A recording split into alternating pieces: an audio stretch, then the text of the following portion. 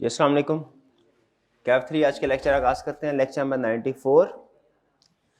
अच्छा, इनिशियली मेरा प्लान था कि आज का लेक्चर हमारा लास्ट लेक्चर होगा, लेकिन उसमें कुछ मटेरियल ज़्यादा है और मैं नहीं चाहता कि आप लास्ट लेक्चर में ओवर बर्डन हो, तो इसलिए मैंने उसको डिवाइड कर दिया है। हमारा लास्ट लेक्चर कल होगा, ठीक है, यानी संडे को होगा। और अगर कोई स्टूडेंट संडे को ना आ सके तो उसके लिए यूट्यूब पर भी लेक्चर अवेलेबल कर दिया जाएगा। नहीं, नाश्ता करके आइए, चाय का इंतज़ाम हो जाएगा, नाश्ता करके आइएगा। ये कंसेप्ट क्या आज हम डिस्कस करने जा रहे हैं, दो ही कंसेप्ट आज हमारे मेजर, लर्निंग ऑब्जेक्टिव 3 और 4।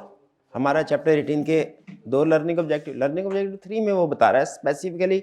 अब असल में वो जो लर्निंग ऑब्जेक्टिव 3 और 4 में ना, उसने अपना फोकस थोड़ा पाकिस्तान पर्सपेक्टिव पे ज़्यादा कर दिया। लर्निंग ऑब्जेक्टिव 3 में वो हमें बता रहा है पाकिस्तान में बैंकिंग सेक्टर्स का इंफॉर्मेशन सिस्टम सिक्योर करने के लिए स्टेट बैंक ऑफ पाकिस्तान ने क्या गाइडलाइंस इशू की हैं। ठीक है, अब जो हम आगे लर्निंग ऑब्जेक्टिव 3 और 4 पढ़ने जा रहे हैं, इसमें खास बात क्या है, इसमें उसने पाकिस्तान के ऊपर फोकस किया, पाकिस्तान के सिस्टम्स के ऊपर, पाकिस्तान की इंफॉर्मेशन सिक्योरिटी के बारे में जो गाइडलाइंस हैं उनके ऊपर डिस्कशन की है। लर्निंग ऑब्जेक्टिव 3 में उसने फोकस किया, डिस्कशन को रखा है स्पेसिफिक टू बैंकिंग सेक्टर। ठीक है, कि स्टेट बैंक ऑफ पाकिस्तान ने, क्योंकि आपको पता है वैसे तो हर सेक्टर है, जैसे हेल्थ सेक्टर है, जैसे बैंकिंग सेक्टर के अलावा हेल्थ सेक्टर भी है, इसके अलावा एजुकेशन सेक्टर भी है। ठीक है, डिफरेंट सेक्टर्स हैं जिनमें इंफॉर्मेशन क्रिटिकल होती है, लेकिन ख़ास तौर पे प्रोबेबली जो सबसे ज़्यादा क्रिटिकल इंफॉर्मेशन और सिस्टम होता है वो बैंकिंग सेक्टर का है। तो बैंकिंग सेक्टर के जैसे लर्निंग ऑब्जेक्टिव 3 में डिस्कशन की, स्टेट बैंक ऑफ पाकिस्तान की गाइडलाइंस हमें बताएगा बैंकिंग सेक्टर्स के लिए क्या है। और फिर इसके बाद लर्निंग ऑब्जेक्टिव 4 में उसने जनरल पाकिस्तान का जो ओवरऑल इंफॉर्मेशन सिस्टम है ना, उसके ऊपर डिस्कशन की है। यानी लर्निंग ऑब्जेक्टिव 4 में जो हमें पाकिस्तान स्पेसिफिक गाइडलाइंस बताएगा वो किसी इंडस्ट्रीज के लिए स्पेसिफिक नहीं है, बल्कि वो क्या है, वो ओवरऑल पूरे पाकिस्तान के सारी कंपनी, सारी ऑर्गेनाइजेशन के लिए रेलिवेंट है। ठीक है, लर्निंग ऑब्जेक्टिव 4 के 3 समझ लीजिए सब पार्ट्स हैं या सब सेक्शंस हैं। आज के लेक्चर में हम सिर्फ एक सेक्शन स्टडी करेंगे, बाकी के जो 2 सेक्शंस हैं वो हम कल के लेक्चर में डिस्कस करेंगे। तो आइए ज़रा स्टार्ट करते हैं, देखते हैं कि स्टेट बैंक ऑफ पाकिस्तान ने पाकिस्तान के इंफॉर्मेशन सिस्टम, खासतौर पर बैंकिंग सेक्टर के इंफॉर्मेशन सिस्टम को प्रोटेक्ट करने के लिए क्या गाइडलाइंस दी है। पहली चीज कहते हैं regulatory guidelines by state bank of Pakistan. ठीक है, और state bank of Pakistan guideline issue कर रहा है तो हमें पता है कि ये स्पेसिफिक टू बैंकिंग सेक्टर्स होंगे। पर्पस एंड स्कोप क्या है, स्टेट बैंक ऑफ पाकिस्तान चाहता है कि वो ऐसा फ्रेमवर्क बनाए, ऐसे रूल्स बनाए जो कि फाइनेंशियल इंस्टीट्यूशंस को हेल्प करे। कैसे हेल्प करे फाइनेंशियल इंस्टीट्यूशन को, कि टेक्नोलॉजी को कैसे यूज करना है, टेक्नोलॉजी रिलेटेड रिस्क को कैसे मैनेज करना है। ठीक है, regulatory guidelines by state bank of Pakistan का पर्पस क्या है, स्कोप क्या है। पहली चीज, ये सिर्फ और सिर्फ फाइनेंशियल इंस्टीट्यूशंस में एप्लीकेबल है। दूसरी चीज, ये फाइनेंशियल इंस्टीट्यूशन के नॉर्मल प्रोसीजर ऑपरेशन से रिलेट नहीं कर रहा कि लैंडिंग कैसे करनी है। ठीक है, या अगर डिपॉजिट है तो डिपॉजिट किस तरीके से होगा, उसके लिए क्या रिक्वायरमेंट है, उसके लिए गाइडलाइंस अलग होती हैं। ये गाइडलाइंस किस लिए जो हम पढ़ने जा रहे हैं, इनका पर्पस क्या है कि बैंकिंग सेक्टर में जो टेक्नोलॉजी यूज होगी उससे रिलेटेड उसको कैसे यूज करना, उससे रिलेटेड रिस्क को कैसे मैनेज करना है। हैकर्स, आपको पता है बैंकिंग सिस्टम हैक कर ले वो मिलियंस ऑफ डॉलर जो है या बिलियंस ऑफ रुपीज जो है उसको ट्रांसफर कर सकते हैं विद इन मिनट्स। तो ये इसका पर्पस है। अच्छा, इसके कंपोनेंट्स क्या है, कंपोनेंट्स का मतलब उसने किन किन चीजों के बारे में गाइडलाइंस प्रोवाइड किया स्टेट बैंक ऑफ पाकिस्तान ने। पहली चीज, इंफॉर्मेशन टेक्नोलॉजी गवर्नेंस, कि फाइनेंशियल इंस्टीट्यूशन में आईटी गवर्नेंस कैसे इंश्योर की जाएगी। स्टेट बैंक ऑफ पाकिस्तान ने अपनी गाइडलाइंस में पहले किस चीज की डिस्कशन की, फाइनेंशियल इंस्टीट्यूशन में आईटी गवर्नेंस को कैसे इंश्योर किया जाएगा। अब सवाल यह, आईटी गवर्नेंस क्या होती है। आईटी गवर्नेंस का मतलब है कि आपने अपनी इंफॉर्मेशन टेक्नोलॉजी को अपने बिजनेस गोल्स के साथ इंटीग्रेट करना है, मर्ज करना है। ये पहले भी हम कंसेप्ट कई दफा पढ़ चुके हैं कि आईटी किस लिए होनी चाहिए, अल्टीमेट बिजनेस ऑब्जेक्टिव जो है उसको सपोर्ट करने के लिए। खासतौर पर बैंकिंग सेक्टर में जो बिजनेस ऑब्जेक्टिव होता है वो ये होता है कि अब लोगों को घर बैठे बैंकिंग सर्विसेज प्रोवाइड की जाए। तो आईटी सिस्टम भी ऐसा होना चाहिए जो लोगों को 24/7, ठीक है, वो ब्रांचलेस सर्विसेज प्रोवाइड कर सके। तो आईटी गवर्नेंस का मतलब क्या, आईटी को हमने अलाइन करना है बिजनेस ऑब्जेक्टिव के साथ। इससे क्या होगा, बिजनेस में वैल्यू ऐड होगी, रिस्क रिड्यूस होंगे और सस्टेनेबिलिटी होगी, बिजनेस लॉन्ग टर्म बेसिस पे कंटिन्यू कर सकेगा। तो स्टेट बैंक ऑफ पाकिस्तान का पहला ऑब्जेक्टिव क्या हुआ, जो उसने गाइडलाइंस इशू की है उनका पहला ऑब्जेक्टिव क्या है, फाइनेंशियल इंस्टीट्यूशंस में आईटी गवर्नेंस को इंश्योर करना। स्टेट बैंक ऑफ पाकिस्तान की गाइडलाइंस का पहला मकसद क्या है, फाइनेंशियल इंस्टीट्यूशंस में आईटी गवर्नेंस को इंश्योर करना। आईटी गवर्नेंस क्या होती है, आईटी गवर्नेंस अलाइनमेंट करना, क्या आपके आईटी ऑब्जेक्टिव्स और बिजनेस ऑब्जेक्टिव्स मैच हो। ये ना बिजनेस ऑब्जेक्टिव कुछ हो रहा है, मकसद कुछ हो रहा है और रिसोर्सेज कुछ और इस्तेमाल कर रहे हो, ऐसा नहीं है। पहला इसका कंपोनेंट ये हुआ रेगुलेटरी फ्रेमवर्क का। दूसरा कंपोनेंट क्या है, इंफॉर्मेशन सिक्योरिटी। जब हम बात करते हैं कि इंफॉर्मेशन जो बैंकिंग सिस्टम यूज कर रहे हैं वो सिक्योर हो, जब हम बात करते हैं इंफॉर्मेशन सिक्योर हो तो इससे मुराद क्या होता है, इससे मुराद है इंफॉर्मेशन कॉन्फिडेंशियल रहे, एक इंफॉर्मेशन दूसरे के सामने डिस्क्लोज ना हो, अनऑथराइज्ड पर्सन को इंफॉर्मेशन डिस्क्लोज ना हो, इंटेग्रिटी हो। इंटेग्रिटी का मतलब क्या है कि इंफॉर्मेशन अनअल्टर्ड, अल्टर्ड ना हो, सेम रहे, ठीक है, उसमें किसी किस्म का चेंज ना हो। और अवेलेबिलिटी, जब चाहिए इंफॉर्मेशन अवेलेबल हो, ये नहीं कोई ट्रांजैक्शन करनी है बैंक का सिस्टम डाउन है, ऐसा नहीं होना चाहिए, ठीक है। ये गालिबन हमने कल भी स्टडी किया था, इंफॉर्मेशन के ये फीचर्स, कॉन्फिडेंशियलिटी, इंटेग्रिटी और अवेलेबिलिटी। दूसरा रेगुलेशन का पर्पस ये है, पहला पर्पस क्या था, आईटी गवर्नेंस, दूसरा पर्पस क्या है, information security. Security means confidentiality, integrity, availability. तीसरा पर्पस क्या है, आईटी गवर्नेंस हो गया, इंफॉर्मेशन सिक्योरिटी हो गया, service delivery and operations management. Service operation management, इसमें फोकस किसके ऊपर किया उसने, ऑपरेशंस मैनेजमेंट के ऊपर, कि डे टू डे बेसिस के ऊपर जो बैंक के ऑपरेशंस हैं, बैंक अपने कस्टमर को सर्व करे, आईटी सिस्टम को सिक्योरली, आईटी सिस्टम सिक्योर हो, रिलायबल हो और खास तौर पे कंटिन्यूसली वर्क करे। आईटी सिस्टम सिक्योर हो, रिलायबल हो, कंटिन्यूसली वर्क करे, यानी आईटी सिस्टम को अपने ऑपरेशंस का हिस्सा बनाए। ऐसा नहीं कि आईटी सिस्टम सिर्फ टॉप लेवल के लोग यूज कर रहे हो, नहीं नहीं, बल्कि आईटी सिस्टम को क्या करना है, हमने अपने day to day operation management का हिस्सा बनाना है, ठीक है। इसके लिए चाहे एम्प्लॉयज को ट्रेनिंग प्रोवाइड करनी पड़े वगैरह वगैरह, वो भी हम उसको प्लान करेंगे।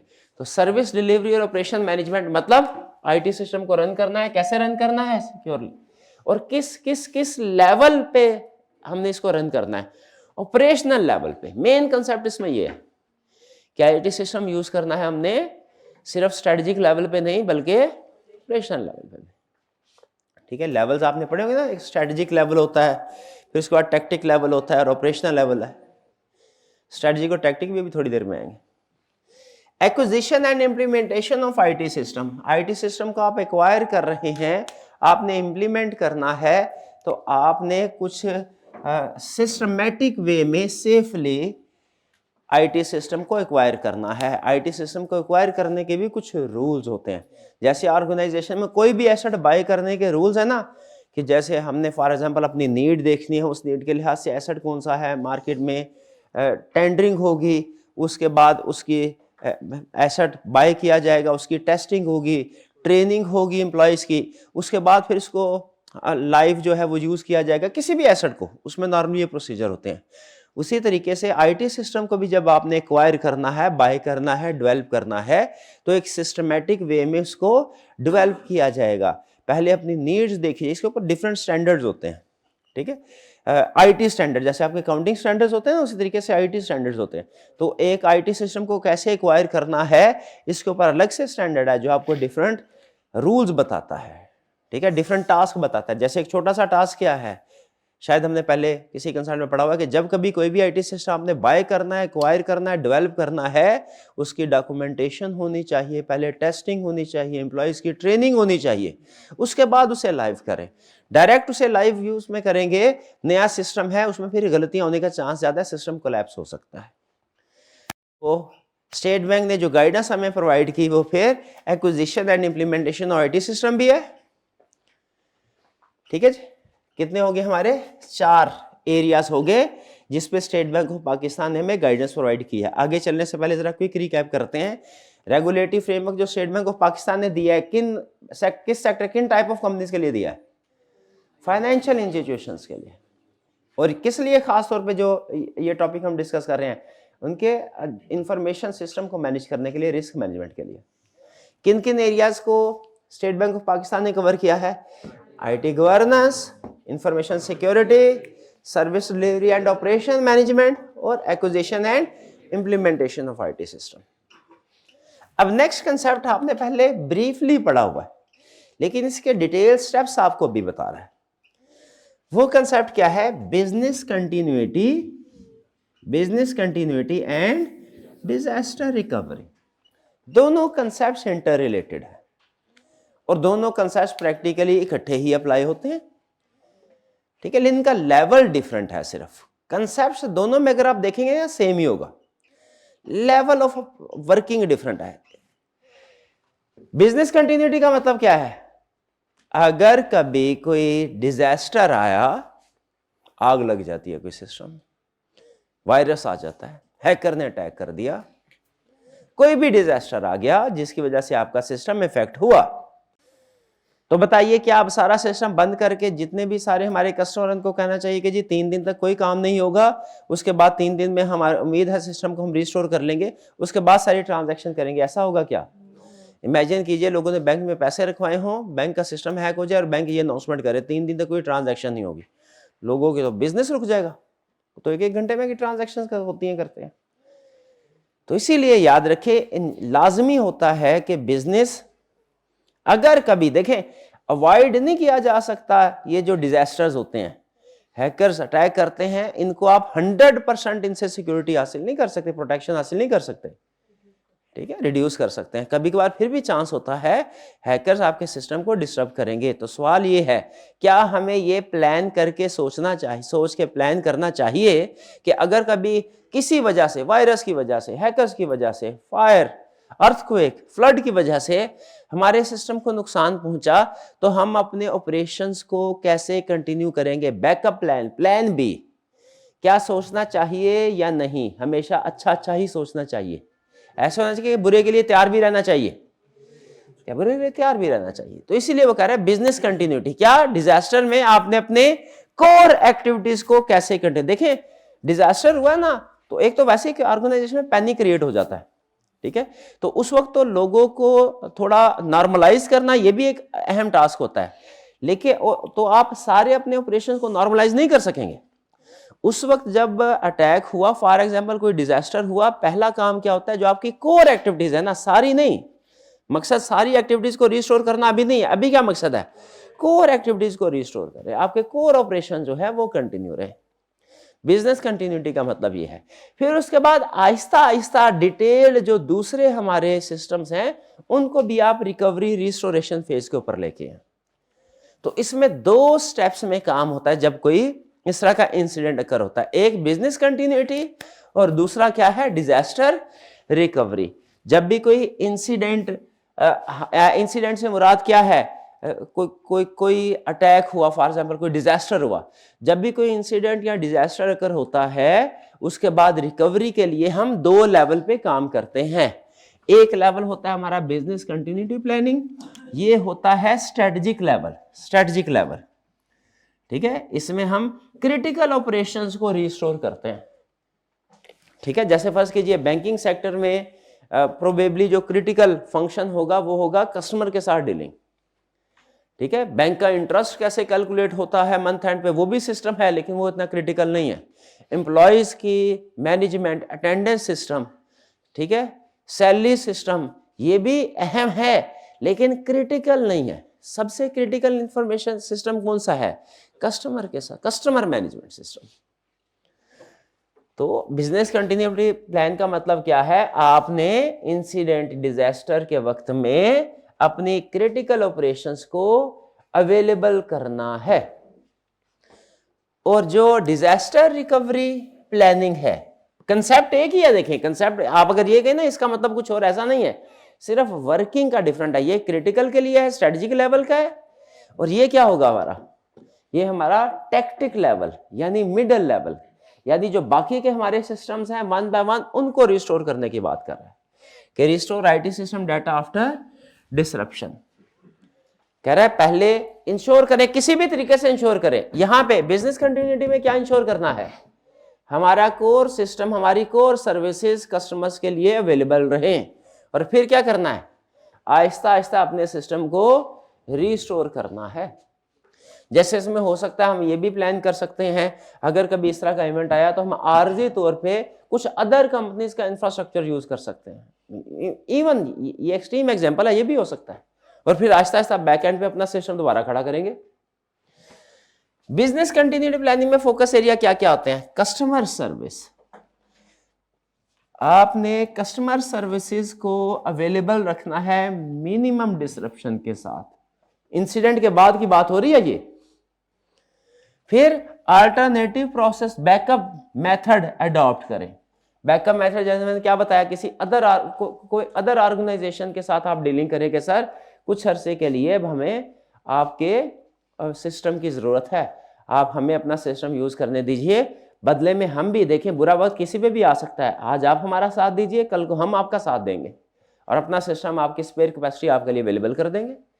तो ये इस तरह अल्टरनेट प्रोसेस को फॉलो किया जा सकता है, ये भी एक स्ट्रेटजी है। कस्टमर सर्विसेज को अवेलेबल रखना है, मिनिमम डिसरप्शन, कुछ थोड़ी थोड़ी डिसरप्शन तो होगी। अल्टरनेटिव प्रोसेस को फॉलो करें, शिफ्ट हो जाएं, रोल्स एंड रिस्पॉन्सिबिलिटीज बताएं, क्योंकि ऑर्गेनाइजेशन में जब कोई प्रॉब्लम लगती है, जैसे आग लगती है, एक पैनिक क्रिएट होता है, ठीक है। तो पहले से लोगों को बताएं अगर कभी इस तरह हुआ किस पर्सन की क्या रिस्पॉन्सिबिलिटी होगी, कौन लीडरशिप रोल प्ले करेगा, टीम को गाइड करेगा, किस तरीके से लेके चलना है, रोल एंड रिस्पॉन्सिबिलिटी पहले से लोगों को बताया जाएगा। उस वक्त चीजें फौरी तौर पे फिर समझ में आती नहीं आती क्या करना है, तो पहले से सोच के रखना चाहिए। फिर कंप्लायंस, इवन डिजास्टर में भी आपने रेगुलेटरी कंप्लायंस को इंश्योर करना है। ये हमारे स्टेप्स हैं बिजनेस कंटिन्यूटी प्लानिंग के, ठीक है। इसमें हमने क्या इंश्योर किया, अगर कोई इंसिडेंट अकर होता है, डिजास्टर अकर होता है, हमने किस तरीके से अपने कोर ऑपरेशन को अवेलेबल रखना है मिनिमम डिसरप्शन के साथ। ये समझ लीजिए आपकी अहम प्रायोरिटी वाली चीज है, फर्स्ट प्रायोरिटी ये। सेकंड प्रायोरिटी पे फिर क्या करना है, आहिस्ता आहिस्ता, सिर्फ कोर नहीं, अब आहिस्ता आहिस्ता अब सारे सिस्टम्स को रिस्टोर करना है। इसमें क्या कर सकते हैं, बैकअप एंड रिकवरी। इसमें डाटा बैकअप, देखिए ये भी बैकअप है, अल्टरनेटिव प्रोसेस, लेकिन ये आपका बैकअप है कि आपने पूरी सर्विस को किस तरीके से शिफ्ट करना है दूसरे सिस्टम पे। ये बैकअप है आपके डाटा का बैकअप, आपका इक्विपमेंट का बैकअप, ठीक है, किस तरीके से होगा, ठीक है। फिर इसके बाद है फेल ओवर सिस्टम, ठीक है, कि अगर आपका डाटा, फॉर एग्जांपल डाटा तो आपका सेव है, लेकिन अब उसको अभी करंटली जिस जगह पे हमने स्टोर किया हुआ था, डाटा सेंटर जो था, डाटा सेंटर समझे जहां पे पूरे ऑर्गेनाइजेशन का डाटा इकट्ठा एक जगह पे स्टोर हो रहा होता है, वहां पे आग लग गई, जिसकी वजह से वो डाटा सेंटर तो डिस्ट्रॉय हो गया, लेकिन फॉर्चुनेटली हार्डवेयर डिस्ट्रॉय हुआ है।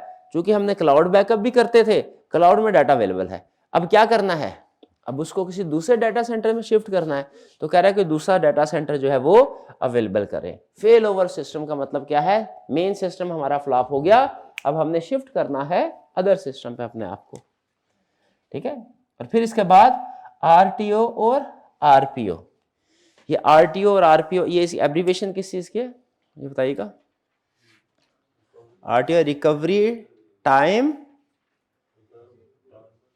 आरटीओ एब्रीविएशन नहीं दी, ये है रिकवरी टाइम और रिकवरी पॉइंट। ये गालबन ऑपरेशन होगा, ये दी होगी इसने, एब्रीविएशन नहीं दी हुई। हाँ, ये रिकवरी टाइम और रिकवरी पॉइंट। रिकवरी टाइम का मतलब क्या है, रिकवरी टाइम का मतलब ये है कि आपने टारगेट रखना है कितने टाइम में अपने सारे सिस्टम को रिकवर करेंगे, RTO, time to restore system. और रिकवरी पॉइंट का मतलब क्या है कि हमने कौन कौन से पॉइंट्स को पहले रिकवर करना है और कौन से वाले हमारे पॉइंट्स ऐसे होंगे या एरियाज ऐसे होंगे जिनमें थोड़ा सा हमें डाटा लॉस हो सकता है तो हम वो भी बर्दाश्त कर लें। ठीक है, रिकवरी टाइम और रिकवरी पॉइंट्स को एस्टेब्लिश करना है। किसको एस्टेब्लिश करना है? रिकवरी टाइम और रिकवरी पॉइंट्स को। रिकवरी टाइम का मतलब क्या है भाई, अब अगर रिकवर करना है तो उसके लिए डेडलाइंस होनी चाहिए, डिसाइड करें कितना जल्दी हम मैक्सिमम रिकवरी कर सकते हैं। रिकवरी पॉइंट्स प्रायोरिटाइज करें कि कौन से वाले एरियाज को हमने जो है वो उसमें कोई कंप्रोमाइज नहीं होगा और कौन से वाले एरियाज हैं जिन पे हम थोड़ा सा डाटा लॉस का कंप्रोमाइज कर सकते हैं। ये हमारे कुछ बिजनेस कंटिन्यूटी और डिजास्टर रिकवरी प्लानिंग के पॉइंट्स हैं। मुझे बताइए दोनों में फर्क आया आपको समझ? मेन पॉइंट क्या है, सिमिलैरिटी क्या है दोनों में, पहले ये बताइए। Business continuity, disaster recovery, similarity क्या है? सिमिलैरिटी इसमें ये है कि ये दोनों ही जब कोई इंसिडेंट अगर हो जाएगा तो हमने अपने सिस्टम को कैसे रिकवर करना है उससे डील करते हैं। और फर्क क्या है, जो बिजनेस कंटिन्यूटी प्लानिंग है ये स्ट्रेटेजिक लेवल का कंसेप्ट है, कोर एक्टिविटीज को कैसे आपने, कोर सर्विसेज को कैसे अवेलेबल रखना है इसके बारे में गाइडेंस प्रोवाइड करता है। और ये डिजास्टर रिकवरी ये टैक्टिक लेवल का, डिटेल लेवल की गाइडेंस है कि आपने अदर सिस्टम जो है अपनी एक्टिविटीज हैं उनको कैसे रिस्टोर करना है, डाटा कैसे रिस्टोर रखना करेंगे आप। और last IT audit. IT audit का कंसेप्ट क्या है? आईटी ऑडिट का कंसेप्ट ये है कि आपने ये जितने सारे अपने अच्छी एक्टिविटीज इंप्लीमेंट की ऑर्गेनाइजेशन में वक्तन फवक्तन उसको चेक भी करते रहे। बाज का ऐसा होता है बैकअप में डाटा रखा होता है वो करप्ट हो जाता है, हमें पता नहीं चलता, तो वो क्या करना है, हमने वक्तन फक्तन अपने से सारे सिस्टम्स को रिव्यू करते रहना है। लफ्ज ऑडिट का मतलब क्या होता है कि आप वेरीफाई करें आपका सिस्टम एज इंटेंडेड चल रहा है कि नहीं चल रहा, उसको रीचेकिंग करते रहे। ठीक है, इससे ताकि नेगेटिव इवेंट अकर होने से पहले अगर सिस्टम में कोई वीकनेस है तो आपको पता चल जाए। डन जी, चलिए कुछ कुछ समझ आया। अब आपको 3 मिनट का टाइम दिया जा रहा है, आप इसको रीड कर लीजिए, इसके बाद फिर हम नेक्स्ट कंसेप्ट की तरफ मूव करते हैं। पास कीजिएगा जी। उम्मीद है रीडिंग आपने कर ली होगी। कोई प्रॉब्लम, कोई क्वेश्चन हो तो पूछ लीजिए। कोई क्वेश्चन नहीं, सब ठीक है, हेडिंग कर लेंगे याद। चलिए अब नेक्स्ट कंसेप्ट की तरफ चलते हैं। नेक्स्ट कंसेप्ट हमारा है कि नेशनल लेवल पे, यानी स्पेसिफिक सेक्टर नहीं, कोई नेशनल लेवल पे क्या स्टेप्स लिए जा रहे हैं कि पाकिस्तान की जो इंफॉर्मेशन है, इंफॉर्मेशन सिस्टम है, इसे बचाया जाए, हैकर से प्रोटेक्ट किया जाए। तो इस लर्निंग ऑब्जेक्टिव के टोटल 3 पार्ट्स हैं। हम आज सिर्फ एक पार्ट इसका डिस्कस करेंगे, लर्निंग ऑब्जेक्टिव 4 का सिर्फ एक पार्ट। वो क्या है? National cyber security policy 2001। National cyber security policy क्या बताती है? देखें, जो इससे पहले हमने स्टेट बैंक ऑफ पाकिस्तान की रेगुलेशन पढ़ी, उनका फोकस क्या था? सिर्फ एक सेक्टर, कौन सा? बैंकिंग सेक्टर, बस। लेकिन ये नाम में देखिए वो क्या बता रहा है आपको, नेशनल साइबर सिक्योरिटी पॉलिसी, यानी ऐसी पॉलिसी जो साइबर सिक्योरिटी को इंश्योर करेगी। किस लेवल पे? नेशनल लेवल पे, यानी ये ज्यादा कॉम्प्रिहेंसिव है। ठीक है, और इवन आप इसमें स्टडी करेंगे, इस पॉलिसीज में कुछ ऐसे टास्क हैं, ऐसे ऑब्जेक्टिव्स हैं जो कि ना सिर्फ ये कि नेशनल लेवल के बल्कि इंटरनेशनल लेवल पे कोलैबोरेशन को भी इनकरेज करते हैं। क्योंकि सम टाइम होता है कि हमारी इंफॉर्मेशन सिक्योरिटी को जिस पर्सन ने नुकसान पहुंचाया है वो लाजमी नहीं है पाकिस्तान में बैठा हो। भाई फिजिकली किसी को नुकसान पहुंचाना हो तो उस जुरिसडिक्शन में जाना जरूरी है, लेकिन अगर साइबर सिक्योरिटी थ्रेट हो तो हो सकता है वो पर्सन किसी और जगह बैठा, रशिया बैठा हो फॉर एग्जांपल, और वहां से अटैक करे, हमारे सिस्टम को नुकसान पहुंचाए, तो उसके लिए इंटरनेशनल कोलैबोरेशन भी जरूरी है। ठीक है, तो आप इसमें स्टडी करेंगे कि साइबर सिक्योरिटी जो गवर्नेंस है पाकिस्तान की, इसका ये नेशनल लेवल पे भी ऑपरेट करती है, सेक्टर लेवल पे भी ऑपरेट करती है और ऑर्गेनाइजेशनल लेवल पे भी ऑपरेट करती है। स्टेट बैंक की रेगुलेशंस किस लेवल पे ऑपरेट करती थी? सिर्फ सेक्टर लेवल पे। अब ये नेशनल साइबर पॉलिसी पाकिस्तान की किस लेवल पे ऑपरेट करेगी? ये नेशनल लेवल पे भी, सेक्टर लेवल पे भी और ऑर्गेनाइजेशन लेवल पे भी। और ये इस अपने मकासद को अचीव करने के लिए ना सिर्फ ये कि इंटरनेशनल कोलैबोरेशन के ऊपर फोकस करते हैं कि बल्कि पब्लिक प्राइवेट पार्टनरशिप के ऊपर भी फोकस करते हैं। बाज़ औक़ात प्राइवेट सेक्टर में बहुत से ऐसे लोग होते हैं जो कि इंफॉर्मेशन सिक्योरिटीज में हेल्पफुल साबित हो सकते हैं। तो ऑब्जेक्टिव क्या है नेशनल साइबर सिक्योरिटी का, मकसद क्या है, मकसद, ठीक है, मकसद पहला ऑब्जेक्टिव क्या है, साइबर गवर्नेंस फ्रेमवर्क, ये ऐसा फ्रेमवर्क हमें देगा जो कि साइबर सिक्योरिटी को इंश्योर करने के लिए रूल्स होंगे, system to coordinate cyber security. इसमें खास तौर पे कोऑर्डिनेशन के ऊपर फोकस किया गया है कि साइबर सिक्योरिटीज की पॉलिसी दी तो जाएंगी लेकिन इसमें कोऑर्डिनेशन होगी, कोलैबोरेशन होगी, किसकी, नेशनल लेवल पे जो लोग काम कर रहे हैं उनकी सेक्टर लेवल के लोगों के साथ, सेक्टर लेवल पे जो लोग काम कर रहे हैं उनकी ऑर्गेनाइजेशन लेवल पे, और फिर इसमें सिर्फ पब्लिक सेक्टर इन्वॉल्व नहीं है बल्कि ये पॉलिसी प्राइवेट सेक्टर के लिए भी है, पब्लिक प्राइवेट पार्टनरशिप का कंसेप्ट भी है, सिर्फ नेशनल इंटरनेशनल लेवल पे।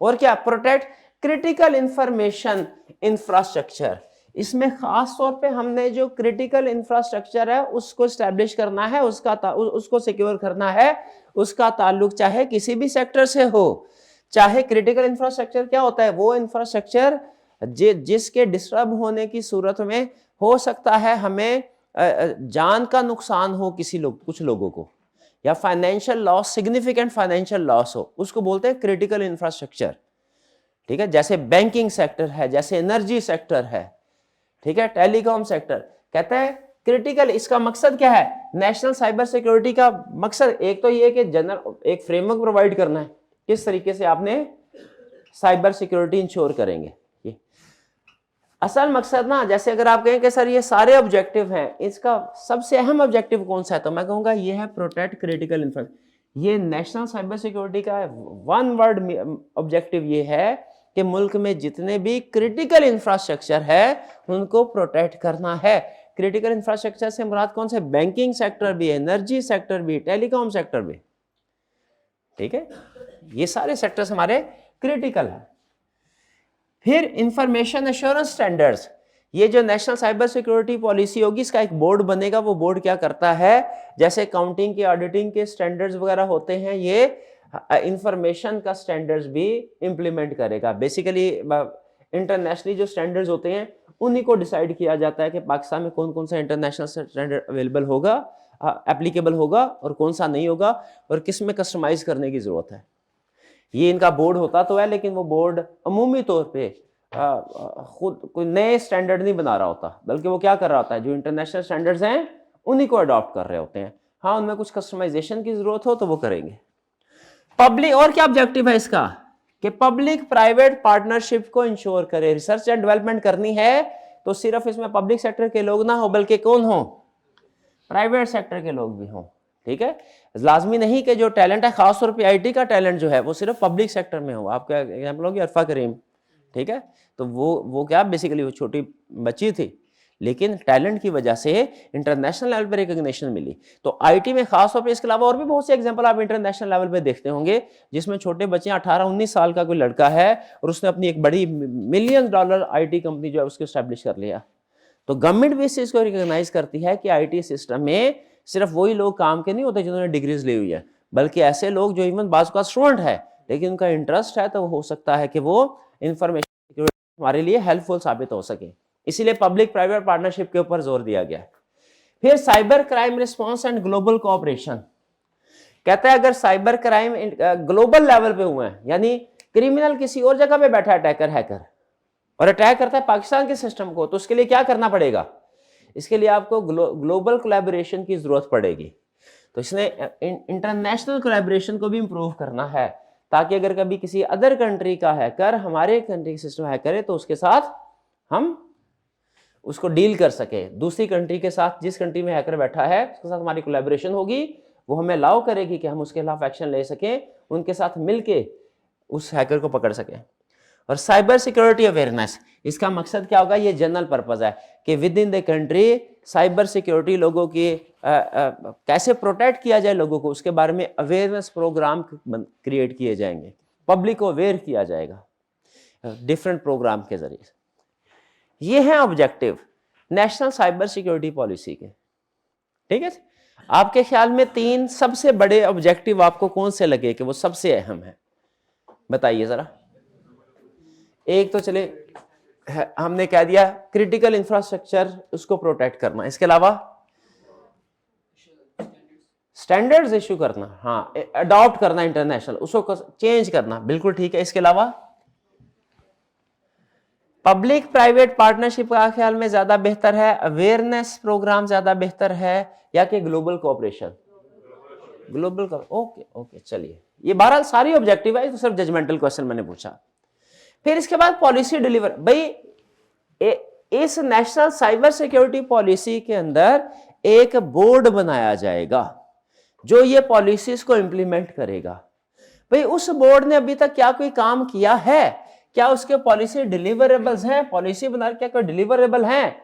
कोई ऑब्जेक्टिव अचीव किया उसने? वो कहते हैं बिल्कुल, ये देखें साइबर सिक्योरिटी गवर्नेंस, ठीक है। आज मेरे भाई, साइबर सिक्योरिटी पॉलिसी डिलीवरेबल का मतलब क्या है कि ये लॉ था, इसके ये मकासद थे, क्या इन मकासद में से कोई पूरे हुए हैं या नहीं, कैसे पूरे किए उन्होंने, अभी तक क्या काम किया है उस बोर्ड ने जिसको ये मकसद पूरा करने के लिए बनाया गया था, उस बोर्ड ने अभी तक क्या काम किए हैं।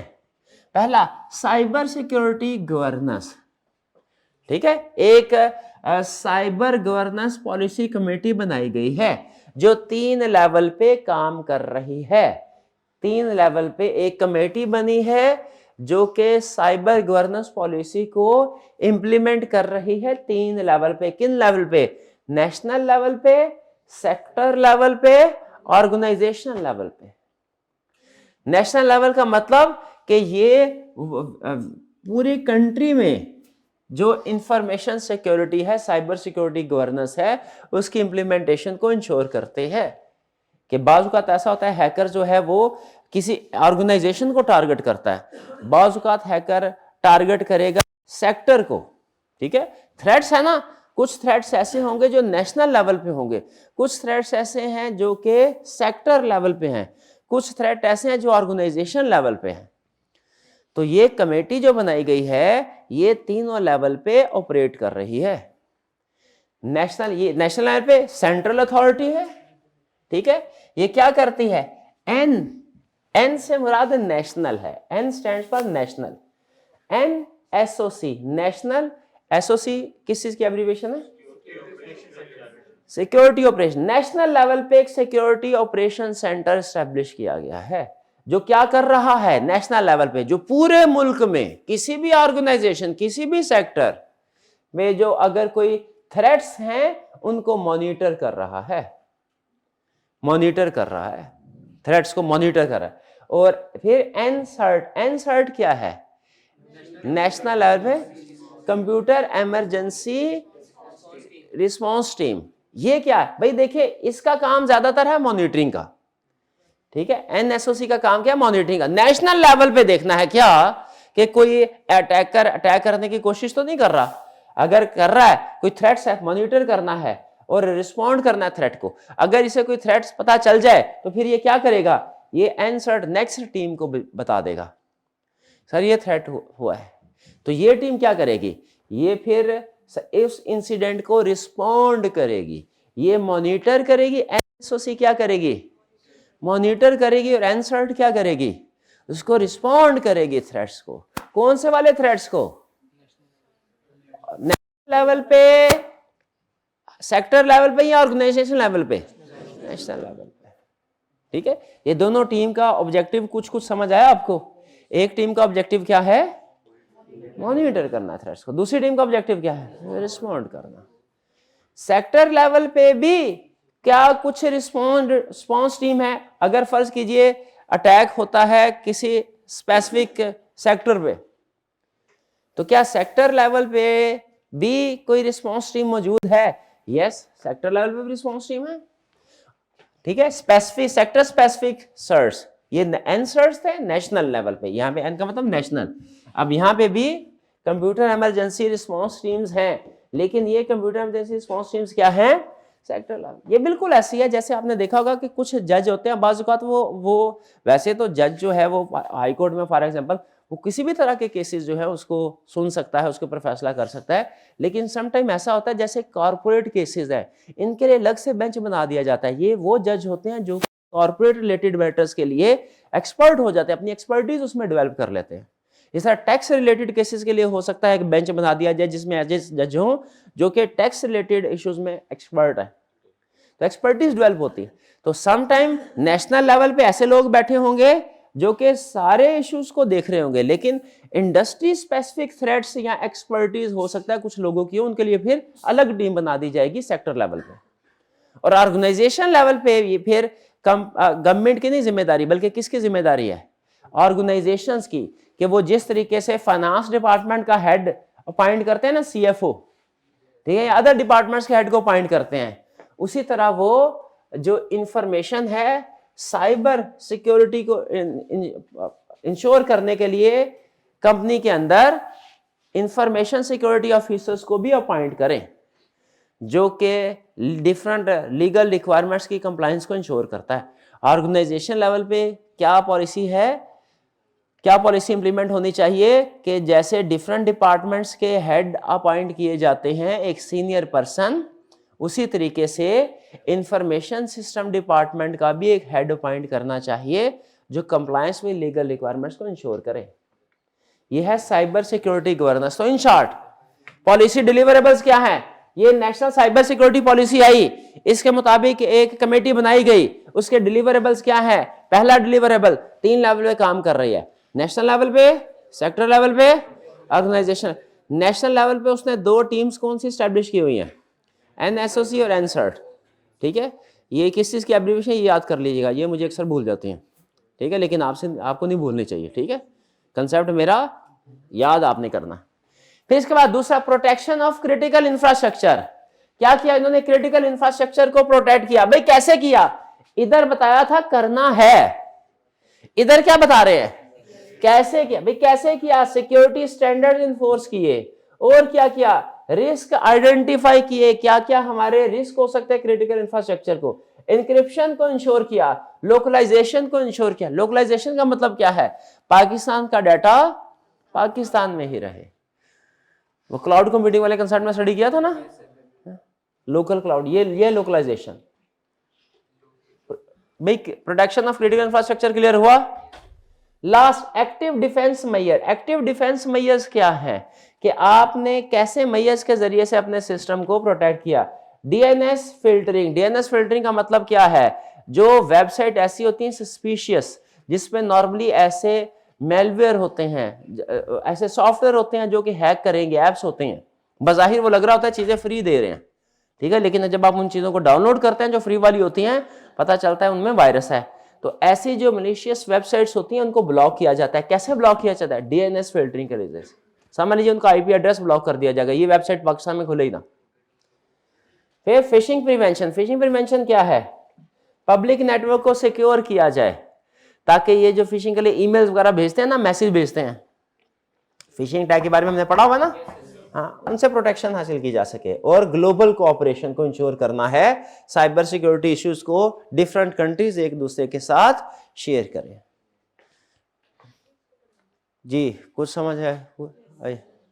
तो यहाँ पे आज के लेक्चर में हमने क्या स्टडी किया, एक कंसेप्ट हमने स्टडी किया जो बैंकिंग सेक्टर स्पेसिफिक था, वो कौन सा था, regulation by state bank of Pakistan. दूसरा कंसेप्ट कौन सा था, नेशनल लेवल पे, ठीक है। अच्छा, लर्निंग ऑब्जेक्टिव 4 में 3 पार्ट्स है, आज हमने सिर्फ एक पार्ट पढ़ा है, बाकी के 2 पार्ट्स हमने कब पढ़ने हैं, संडे को, ठीक है, ठीक है। इसमें क्या पढ़ा, एक ऑब्जेक्टिव था और दूसरा क्या था, policy deliverables. National cyber security policy में 2 चीजें हमने पढ़ी, एक ऑब्जेक्टिव करना क्या क्या है और दूसरा क्या है, डिलीवरेबल्स किया क्या क्या है। क्लियर, कुछ कुछ समझ आया। आज ही जाके पढ़ लेना है और हेडिंग आपको पता है उसको नहीं छोड़ना हमने, ऐसा ही है। हेडिंग्स याद करें, कितने स्टूडेंट साथ साथ हेडिंग याद कर रहे हैं और आपको भूल भी रही होंगी, हाँ। और फिर क्या करना आता है, रिवीजन करनी होती है। जब आप रिवीजन करते हैं तो फिर उसके बाद भी भूलती है, लेकिन आहिस्ता आहिस्ता ये रेशियो कम होती है, ये लर्निंग कर्व होता है। ये परेशान होने की बात नहीं है, ये कोई ऐसी चीज नहीं है कि आप कहें कि ये मसला है मेरे से तैयारी नहीं हो रही। हाँ जी, लर्निंग कर्व ऐसा होता है कि जैसे जैसे आप तैयारी करेंगे भूलता जाएगा, फिर जब रिवीजन करेंगे, अब मैं क्या टाइम कम है वो आपको, ये होता है ना हमारा रिटेंशन, ये होता है टाइम या रिवीजन, ये रिटेंशन। तो जब आप कंसेप्ट्स को याद कर रहे होते हैं ना, तो वो यहाँ पे याद किया, जैसे जैसे टाइम गुजरेगा, 1-2 दिन गुजरेंगे, ये नीचे ये भूलता जाता है, फॉरगेटिंग कर्व। फिर जब रिवीजन करते हैं ये फिर इधर आ जाता है, फिर इसके बाद भी भूलता है लेकिन तरतीब कम हो जाता, स्पीड कम हो जाती है, फिर भूलेगा, फिर रिवीजन की, फिर कम स्पीड के साथ भूलेगा, समझ रहे हैं, फिर रिवीजन की, फिर कम स्पीड के साथ। ये फॉरगेटिंग कर्व कहलाता है। हमारा ब्रेन इस तरीके से काम करता है। तो ये आप जब 3-4 दफा रिवीजन करेंगे तो फिर थोड़ा थोड़ा हर दफा भूलता रहेगा। 100 दफा भी रिवीजन कर लें कुछ ना कुछ फिर भी भूलेगा, नेचुरल है, परफेक्ट मेमोरी नहीं है, लेकिन आहिस्ता आहिस्ता भूलने की स्पीड कम होती जाती है। शर्त क्या है? रिवीजन करते रहे। ठीक है जी। चलिए कल हमारा फिर लेक्चर होगा, डिसाइडेड ही है, 8 बजे होगा, 1 घंटे का होगा, और आपके लिए कुछ खाने का नहीं, नाश्ते का नहीं, लेकिन रिफ्रेशमेंट का इंतजाम किया जाएगा। ठीक है जी। आज का लेक्चर यहाँ खत्म करते हैं। अल्लाह हाफिज।